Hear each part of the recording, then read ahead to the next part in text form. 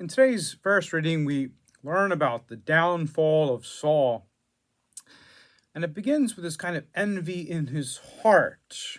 He begins to notice David's success or his virtues and goodness on the battlefield. And a certain jealousy arises in the heart of this man. He sees the good and the greatness of David, and he becomes envious of his success.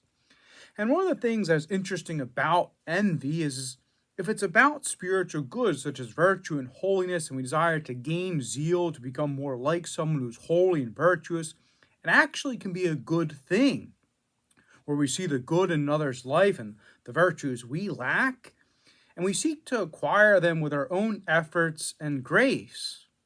Envy becomes a sickness when people look at the goodness and virtues of others and they become sorrowful about themselves and their own poverty in these areas of their life.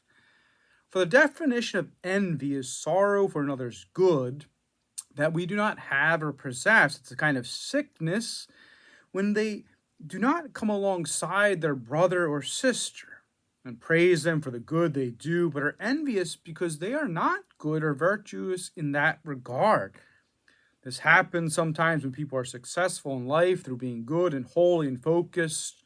Sometimes people are envious of their success, and this causes this kind of sickness of envy in their heart and mind.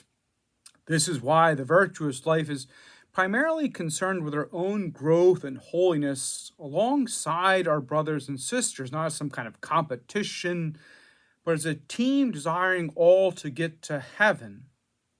And this is where the heart of Saul erred. He was so concerned about one day losing his kingship, he began to dislike David. He was clinging to his own status and his own place in society as king, more than simply being concerned with the goodness of his fellow man and thinking maybe one day of a benevolent transfer of power. And if we notice the sorrow comes from focusing on ourselves disorderly, what we do not have. We have eyes turned inwardly as we look outwardly. And this is the beauty of being content with food and clothing and simply working on our own holiness in our lives. Helps us to not compare and to be thankful, to notice God's loving providence in our lives too. And this is the joy of the saints. The envy that they had was for the spiritual goods that other people had, which turned into this kind of zeal to be good and holy. Not necessarily having things or being great in status, but to be good simply and remain in communion with God through following his commandments.